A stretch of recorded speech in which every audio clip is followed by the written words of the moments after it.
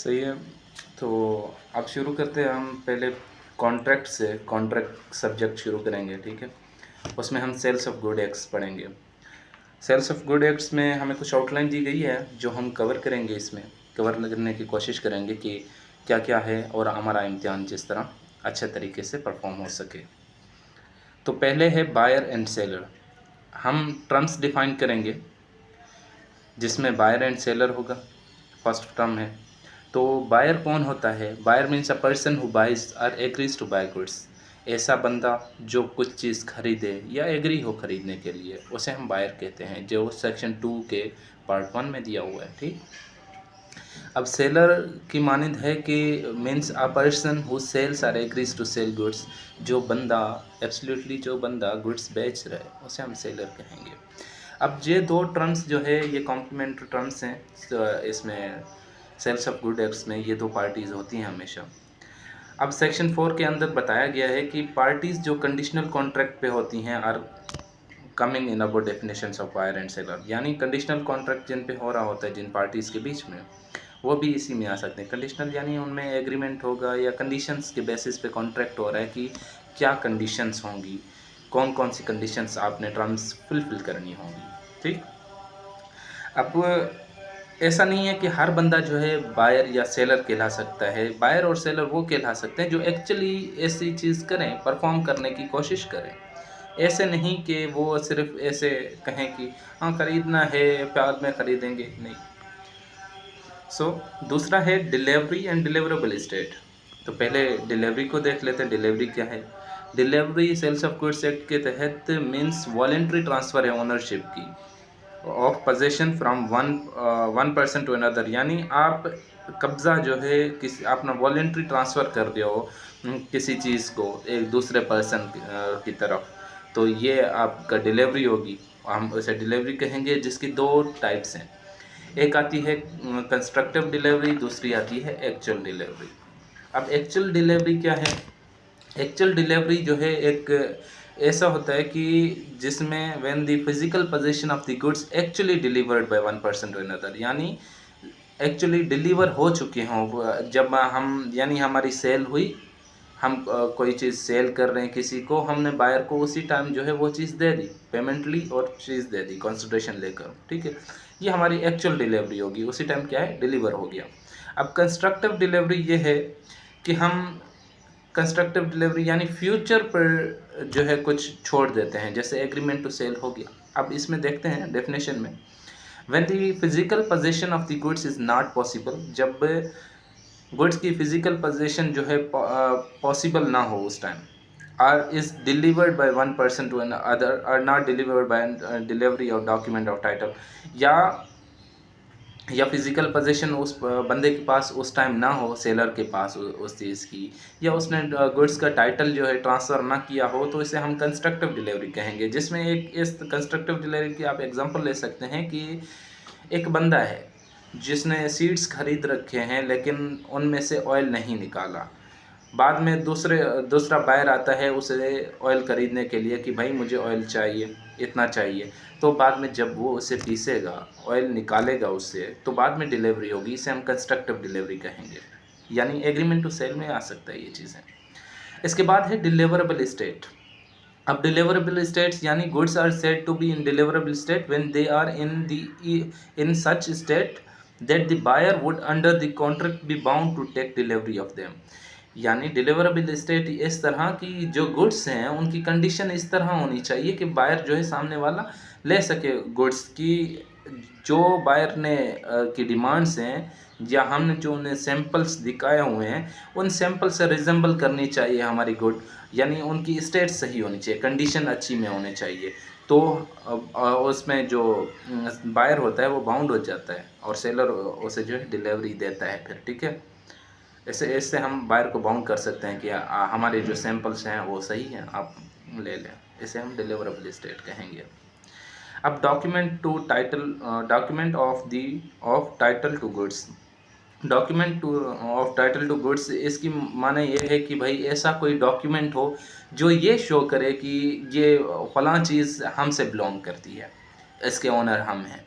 तो हम इसे document of title to goods कहेंगे, जिसमें आता है bill of landing, dock warrant, warehouse keeper certificate, wharfinger certificate, railway receipt, warrant orders और order for delivery of goods और एनी अदर डॉक्यूमेंट। अब कोई भी जो ऑर्डिनरी कोर्स ऑफ बिजनेस में इस तरह की जो कोई चीज़ यूज़ हो रही है, यानी आपको एक रिसिप्ट दी जा रही है, आपका कोई एक पेपर की शेप में दी जा रही है, या टाइटल आपको दे दिया जा रहा है किसी भी शेप में, हम उसे डॉक्यूमेंट ऑफ टाइटल कहेंगे। यानी आपको ऑनरशिप मिल रही है उसकी, और जो चीज़ आपकी ऑनरशिप शो कर रही है उसे हम डॉक्यूमेंट ऑफ टाइटल कहते हैं। ठीक है। अब ये इसलिए होता है कि हमें प्रूफ करना होता है कि कोई चीज़ हमारी है, तो इसे हम प्रूफ करने के लिए डॉक्यूमेंट ऑफ टाइटल ज़ाहिर सी बातें दिखाएंगे। ठीक है। इससे आगे हम चलते हैं। अब है फॉल्ट। फॉल्ट यानी रॉन्गफुल एक्ट है। ठीक है। रॉन्गफुल एक्ट या डिफ़ॉल्ट, कोई चीज़ ख़राब हो हम उसे फॉल्टी चीज़ कहते हैं, जो सेक्शन 2 के 5 में बताया गया है। अब गुड्स अब गुड्स आता है कॉन्ट्रैक्ट और सेल्स ऑफ गुड्स में। अब इसमें यह है कि गुड्स की माना बताएगी है मूवेबल जो भी प्रॉपर्टी होगी other than actionable claims money. ठीक है। यानी सारे गुड्स सवाए जो है पैसों के और एक्शनेबल क्लेम्स या दूसरे किसी एक्शनेबल क्लेम्स के, जो अंडर डिस्प्यूट पहले से ही चीज़ पड़ी हुई है, आप उसे जो है उसका क्लेम खरीद लो, बाद में क्लेम करो ये चीज़ मुझसे बिलोंग करती है, ये चीज़ें गुड्स में कंसिडर नहीं किए जाएंगी। अब पहले तो इसमें जो गुड्स में कंसिडर की जाती हैं वो स्टॉक्स एंड शेयर्स हैं, ग्रोइंग क्रॉप्स है, ग्रास है, थिंग्स अटैच टू और farming part of the land.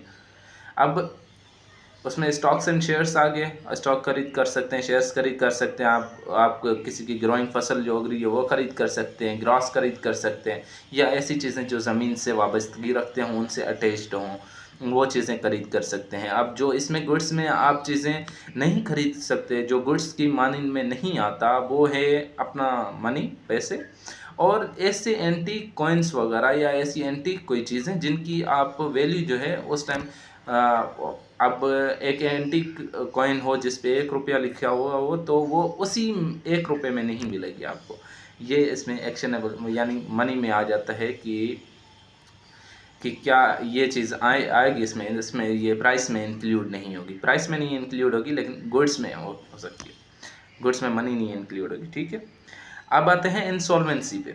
Insolvency ऐसी स्टेट है जिसमें एक बंदे का दिवालिया निकल जाए, यानी वो कोई चीज़ अपने डेब्ट वगैरह पे ना कर पा रहा हो उस सिचुएशन में।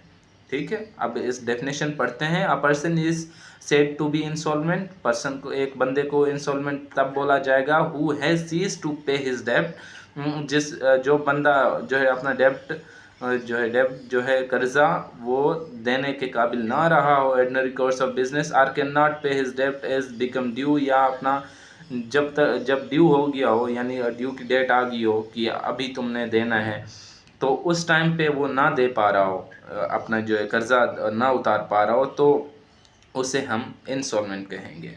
अब मर्चेंटाइल एजेंट है दूसरा, एक और टर्म है मर्चेंटाइल एजेंट। अब mercantile agent having in customary course of business as such agent as has authorised either to sell goods और consign goods for the purpose of sale. यानी mercantile agent customary course of business में हम उसे कहते हैं जिस agent को authority दी गई हो बाय द प्रिंसिपल कि आप फलां चीज़ मेरी बेचो, या उसे कंसाइन किया जा रहा हो, या आप किसी को प्रपोज को यानी सेल के लिए दो, जिस तरह ज़मीन वगैरह का मसले हो जाते हैं कि एक हम ब्रोकर रखते हैं, वो जाता है वो बेच कर आता है, यही चीज़ें, यानी वो अथोराइज हमारे एजेंट हैं। वो अथोराइज हमारा एजेंट जो होगा उसे हम गुड्स देंगे कि आप वो हम बेचो, या उस पर कोई पैसे जिस तरह बढ़ जाते हैं कि आप कोई ऐसी चीज़ खरीद करो और उसे बेचो जिससे मुनाफा हो, तो उसे हम मर्चेंटाइल एजेंट कहेंगे। अब है प्राइस जो है उसे मनी कंसिडरेशन हम बोलते हैं, यानी पैसे जो हम पे कर रहे होते हैं सेल्स ऑफ गुड्स में, उसे हम प्राइस बोलते हैं। अब है प्रॉपर्टी का टर्म है। तो property means journal property in goods, not merely a special property. The other definitions of property is right of ownership. यानी जो जर्नल प्रॉपर्टीज़ होती हैं, जो सामान हो हमारा, उसे हम प्रॉपर्टी कहेंगे।